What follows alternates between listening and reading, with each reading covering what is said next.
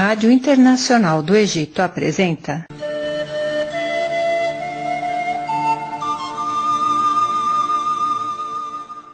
Exposição Universal da Matriz Portuguesa Camões 500 anos.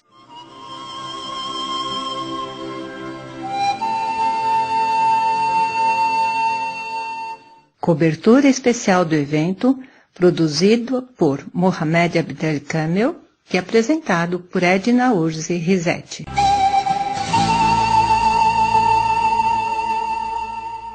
Queridas e queridos ouvintes, a Rádio Internacional do Egito apresenta, por ocasião da realização da Exposição Universal da Matriz Portuguesa, um dos encontros culturais lusófonos importantes, no qual se reúnem ilustres figuras culturais lusófonas. A Rádio Internacional do Egito teve a maior honra de participar da edição deste ano, que testemunhou a celebração do 5º centenário do poeta eterno Luís Vaz de Camões. À margem do evento, tivemos a maior honra de manter esta entrevista com Renato Epifânio, presidente do MIL, Movimento Internacional Lusófono. Vamos ouvir.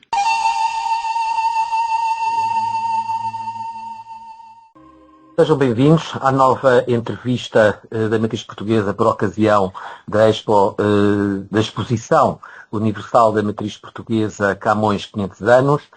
Temos como convidado Renato Epifânio, presidente do MIL, Movimento Internacional Lusófono, da Nova Águia, Revista de Cultura para o Século XXI e da Pasca. Bem-vindo, Renato.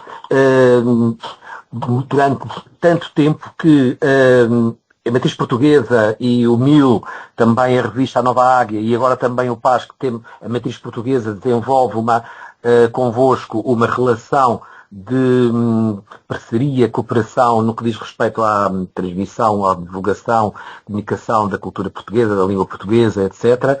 E que data tão importante quanto esta, que estamos a celebrar em 2024, que são os 500 anos do nascimento de Camões. Eu começava para te pedir, para fazeres uma reflexão, uma consideração sobre Camões, como é que ele se tornou este símbolo identitário nacional. Bom, muito boa tarde. Antes de mais, muito gratos pelo convite para aqui estar. Nós temos nos empenhado muito nesta comemoração também dos 500 anos de Camões, porque nos parece muito relevante, e eu diria até nos tempos de hoje, particularmente pertinente.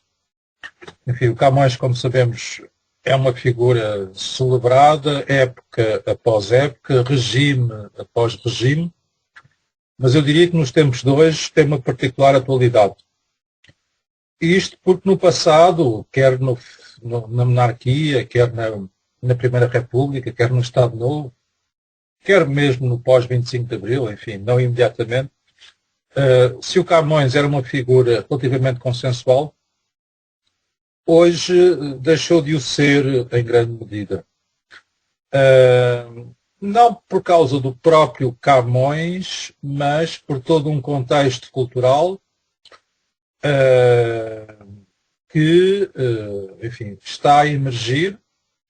É uma espécie de onda, enfim, que vem dos Estados Unidos, em particular, mas, enfim, tem varrido toda a Europa, que é de contestação da nossa história, de renegação da nossa história, como se nós tivéssemos que pedir desculpa pela nossa história, que tivéssemos que nos envergonhar pela nossa história. E obviamente que o Camões surge em contraluz, porque é o expoente máximo, um dos expoentes máximos, eu diria, o expoente máximo de celebração da nossa história. E por isso não é por acaso que, enfim, isso não é assumido mesmo por aquelas pessoas que têm essa posição, de forma mais ou menos verbalizada, não é? De facto, nós temos que pedir desculpa pela nossa história, do que temos que nos envergonhar pela nossa história. Em geral, essas pessoas não renegam expressamente Camões, mas obviamente está criado um ambiente em que o Camões se tornou uma figura controversa, uma figura incómoda. E precisamente porque eu tenho participado ativamente nesse debate público, que é um debate minado por múltiplos equívocos, desde logo a questão da escravatura, a questão da colonização, como se tivessem sido os europeus, e em particular os portugueses, os inventores da escravatura, e esse é o primeiro equívoco que importa desfazer, que importa desconstruir. Quando os portugueses, enfim, de então, no século XV, chegaram à África, não inventaram escravatura. Já existia escravatura em África, entre os africanos, entre a África e a Ásia, tal como, enfim, isso é sabido, tal como na própria Europa, também, infelizmente, havia escravatura. Obviamente, à luz dos valores de hoje, tudo isso é muito lamentável, a escravatura não é defensável, sob qualquer perspectiva, mas infelizmente, como sabemos, durante século após século, a escravatura era uma prática corrente, quer na Europa, lá, etimologicamente a palavra escravo remete para eslavo, porque, como sabemos, durante muito tempo, na Europa, os eslavos foram as principais vítimas da escravatura, mas também outros povos, aliás, na Grécia Antiga, que nós ainda hoje celebramos, e por boas razões. Eu próprio, em particular, a minha formação é filosófica, eu doutorei-me em filosofia e ainda hoje, obviamente, celebro o grande alvor da filosofia na Europa, que foi na Grécia Antiga. Com Aristóteles, com Platão, com Sócrates, enfim, com todas essas grandes figuras que nós ainda hoje celebramos.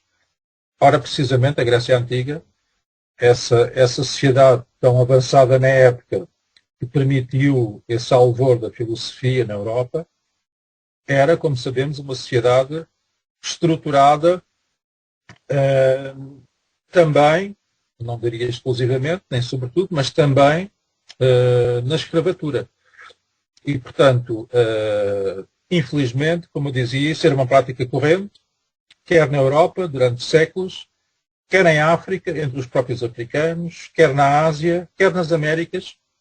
E, portanto, esta visão que procura reescrever a história, fazendo os europeus e dos portugueses em particular, porque foram os grandes pioneiros dessa expansão marítima, os inventores da escravatura, é uma visão profundamente falsa, profundamente enviesada. Aliás, ainda não há muito tempo, houve um caso que eu próprio denunciei e que teve alguma repercussão, enfim, não tanta quanto deveria, mas houve uma série precisamente sobre a escravatura em África, cujo primeiro episódio era precisamente sobre o tráfico de escravos entre a África subsaariana e o Médio Oriente.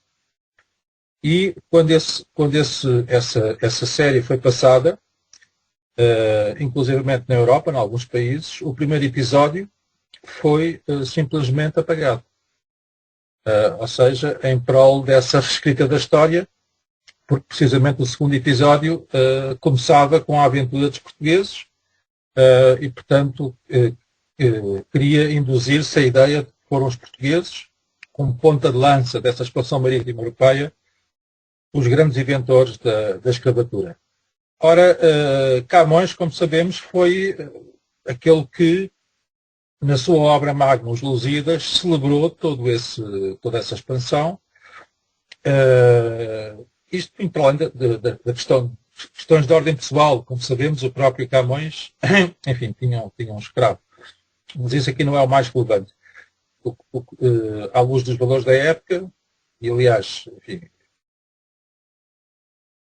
nos dias de hoje, há, obviamente, pelo menos nos países que nós mais estimamos, já não há esse estatuto, Mas há muitas situações, infelizmente, no plano financeiro, no plano contratual, no plano laboral, que estão muito próximas e, em alguns casos, porventura, são ainda muito piores do que algumas relações nós podemos considerar como de escravatura que viviam na época. Mas, no caso, isso não é o mais relevante. O mais relevante é que, de facto, houve uma dinâmica histórica que se concretizou. Para Portugal foi essencial. Eu tenho a tese que Portugal, se não se tivesse projetado globalmente através da expansão marítima, não existiria hoje, não haveria Portugal.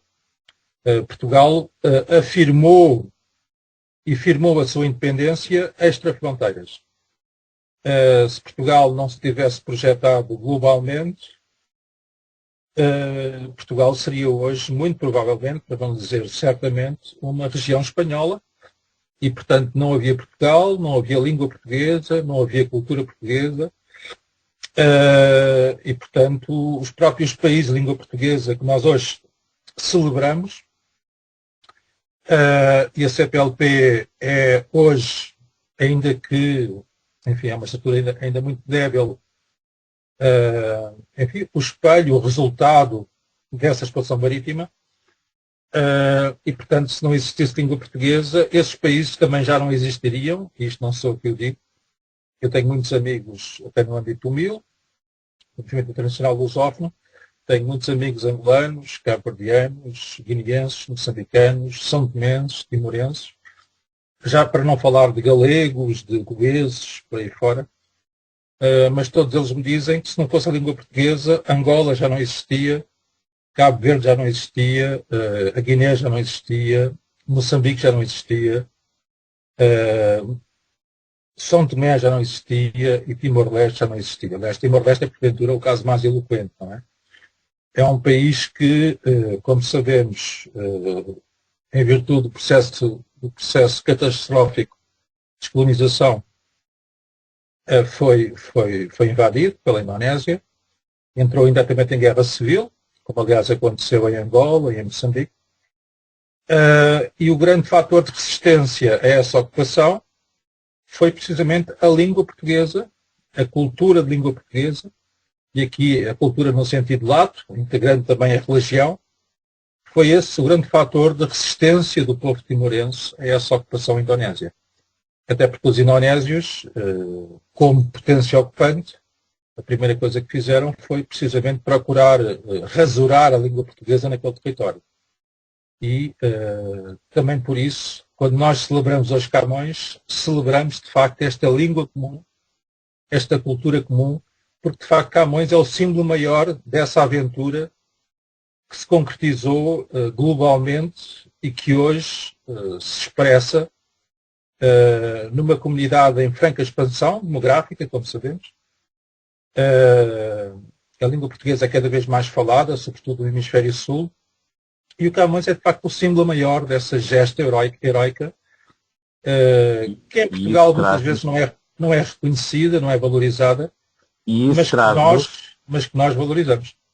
Isso traz-nos verdadeiramente ao próximo tópico desta nossa conversa, que é o reconhecimento que ele existe, já mencionaste, da importância da língua portuguesa no mundo, que não só nos países de língua portuguesa, mas em todo o mundo, porque sendo uma língua pluricontinental, ela é falada em todos os continentes, o espaço lusófono é global, não está circunscrita a uma parte do globo, antes pelo contrário, é extraordinariamente falada pelo seu prestígio, mas também cultural e outro, mas também porque é mais falada no hemisfério sul, etc, etc. Como consideras que a importância da língua portuguesa pode ultrapassar este seu aspecto cultural, este seu aspecto patrimonial, inclusivamente, de uma língua que andou pelo mundo, influenciou, como recebeu influências, como é que ela ainda não foi percepcionada, embora terá sido talvez, não, ela terá sido talvez percepcionada, mas ainda não foi posta em prática como uma ferramenta útil para o desenvolvimento, e não só cultural, desenvolvimento a todos os níveis destes países, da própria CPLP, que já tem mais que tempo de estar um pouco mais desenvolvida, e também destas comunidades portuguesas e lusófonas que estão dominadas pelo mundo. Muito bem. Enfim, há aqui vários planos. De facto, em Portugal não se tem valorizado devidamente esse potencial estratégico da língua, porque é isso que nos dá, é isso que dá a Portugal essa projeção global.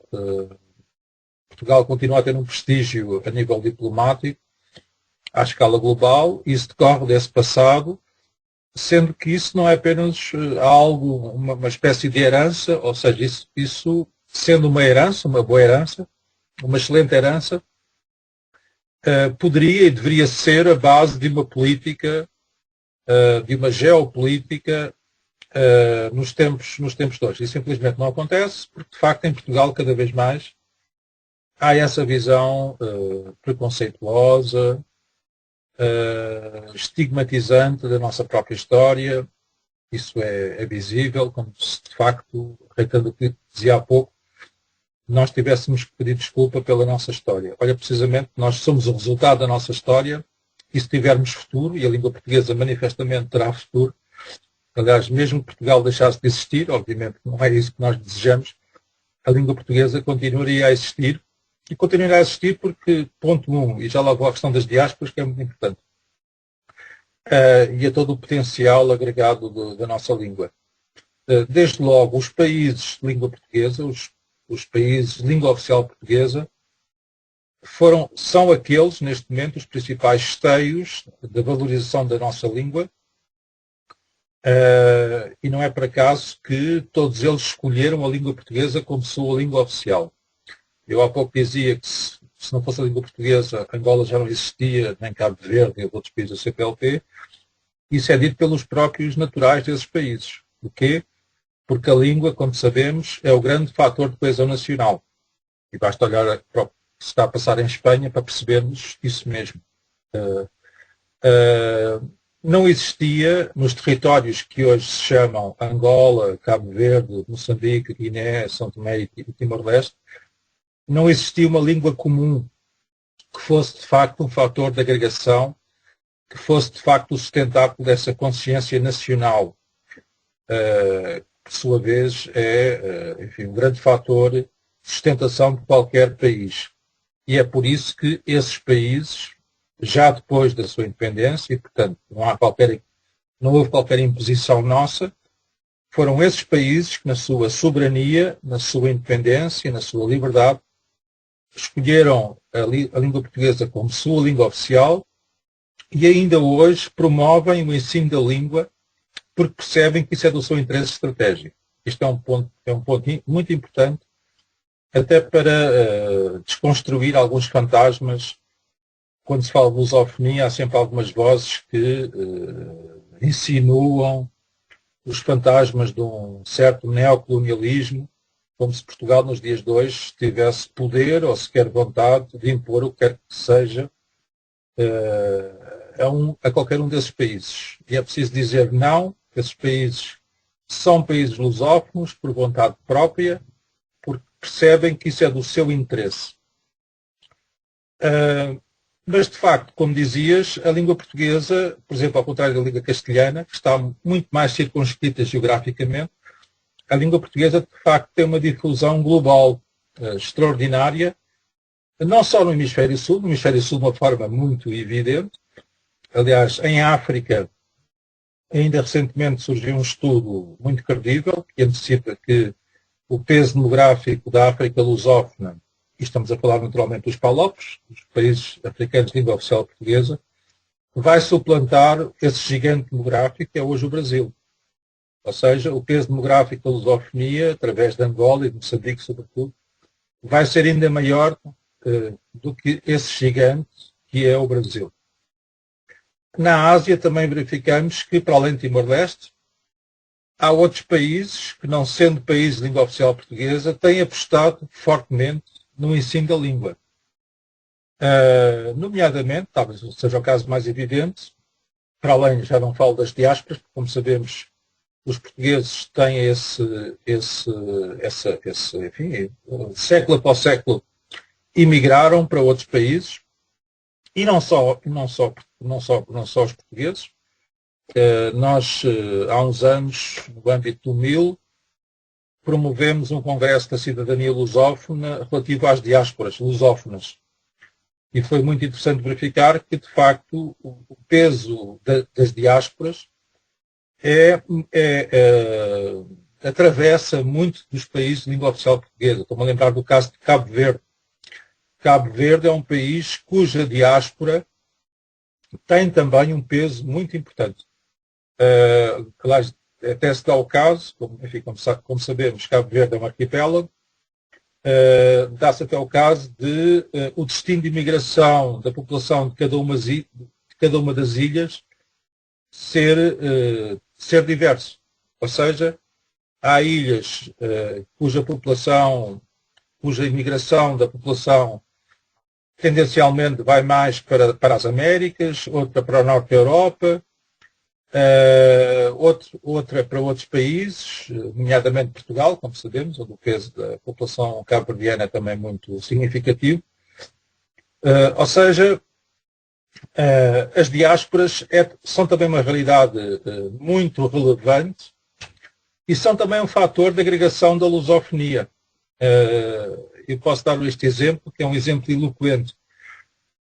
Nós, no MIL, para além da nossa revista, que é a revista Nova Águia, que é uma revista de cultura lusófona que se publica semestralmente, já desde 2008, nós temos apostado muito em edições, livros coletivos, monografias de autores do nosso universo cultural, e volta e meia, enfim, recebemos pedidos, encomendas e pedidos até de doações.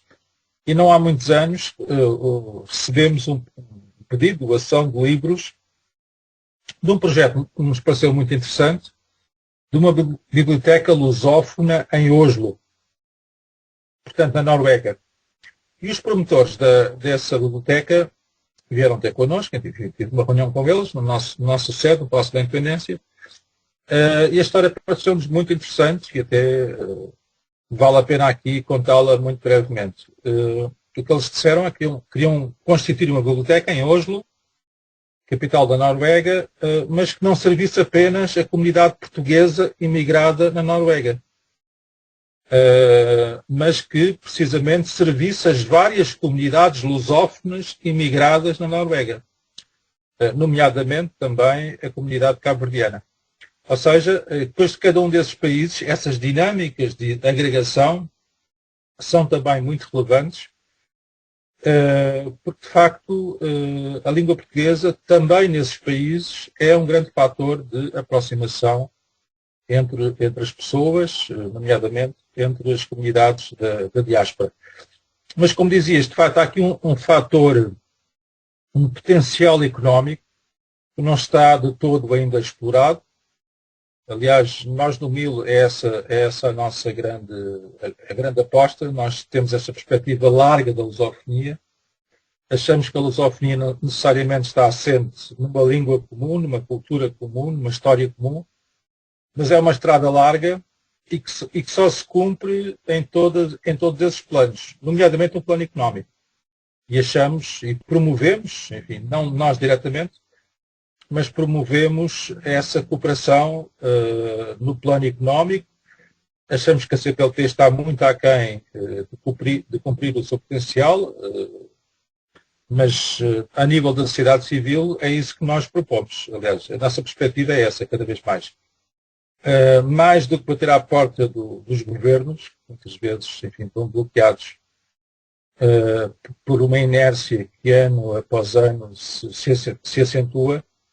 O que é preciso é dinamizar a sociedade civil, na premissa que, quanto mais consciente estiver a sociedade civil, isso depois terá repercussões aos mais diversos níveis, inclusivamente ao nível dos diversos governos. Não apenas do português, diga-se. E isso, aliás, até se constatou essa pouca envolvência, apesar da existência do Camões Instituto para a Língua e para a Cooperação, ou para a Cooperação e para a Língua, que tem um papel importante pelo mundo, etc., mas quase que se correu o risco das comemorações do 5º centenário do nascimento de Camões de passarem despercebidas, em que a sociedade civil, espantada com tal inércia, vamos lhe chamar inércia, espantada com tal inércia, se mobilizou.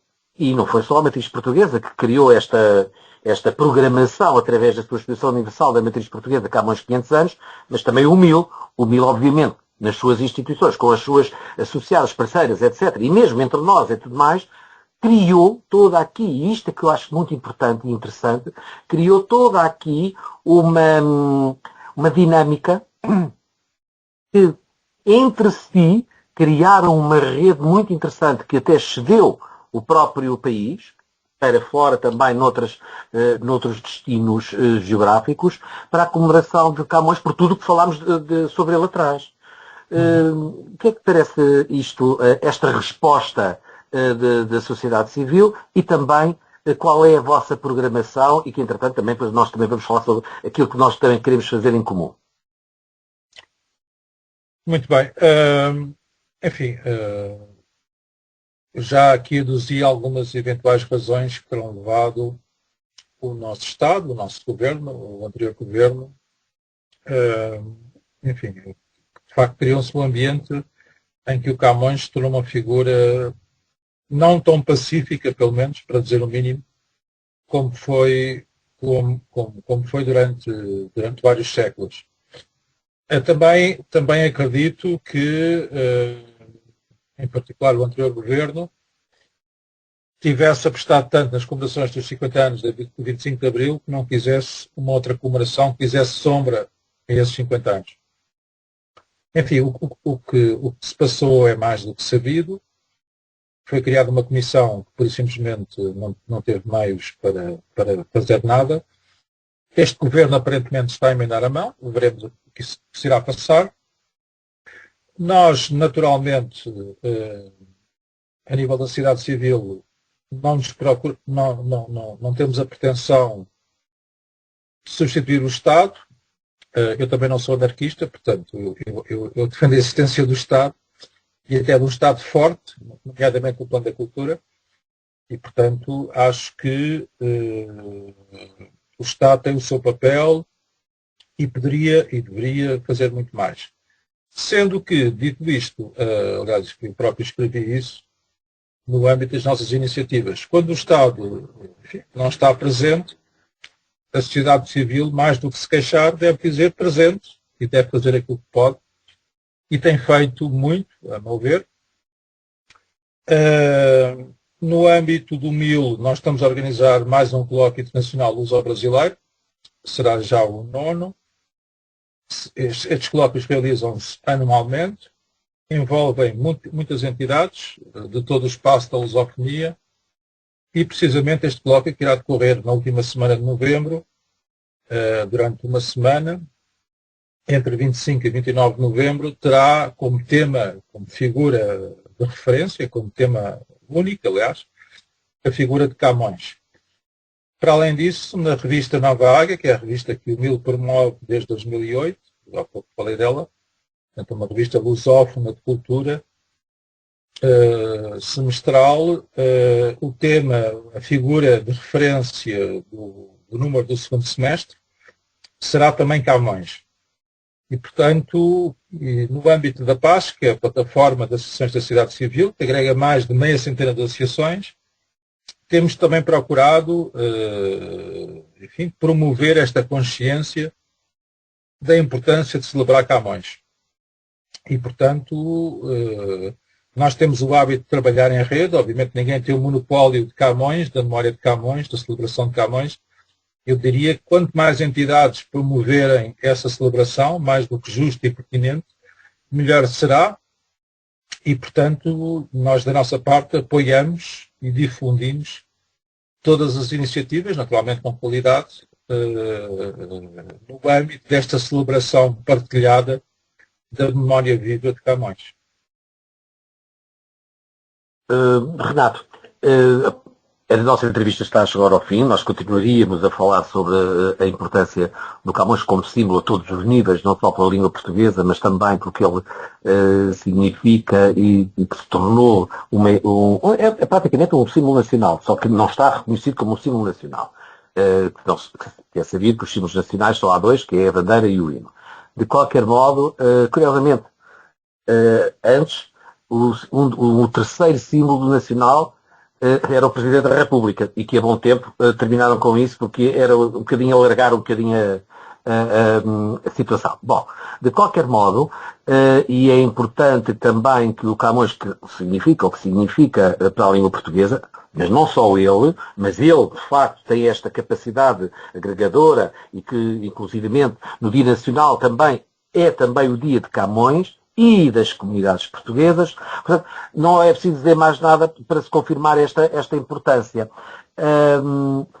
Quero, mais uma vez, reiterar, e que isto é algo que faz parte dos nossos planos, é que as nossas instituições, a Matriz Portuguesa e também o MIL e a PASC e a Nova Águia, continuem a pugnar por esta divulgação, a dignificação e a construção sempre desta dinâmica, desta percepção e da desconstrução da tal agenda que por aí anda, que tem que ser não só desconstruída, senão não completamente obliterada.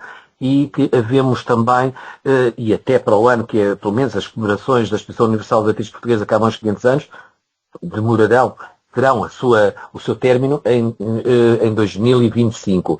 Havemos de fazer também, obviamente, mais ou ao nível presencial ou ao nível pelo suporte digital, que chega mais longe ainda, a todos os níveis, ultrapassa as barreiras geográficas, e quero agradecer-te, uma vez mais, pela tua disponibilidade para estares aqui hoje connosco para a nossa conversa, para a entrevista que será transmitida na Rádio Cairo da língua portuguesa. Muito obrigado pelo convite, é sempre um gosto em participar nestas iniciativas, sobretudo em prol da nossa memória histórica e muito em particular em torno de Camões. Obrigado. Então, dou então por fim esta segunda entrevista das comemorações da Matriz Portuguesa Camões 500 anos. Tive o gosto de estar à conversa com Renato Epitário.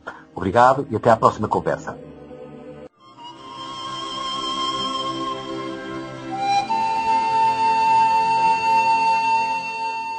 Agradecemos muito às figuras palestrantes por esta ilustre participação. E sempre sejam bem-vindos na Rádio Internacional do Egito.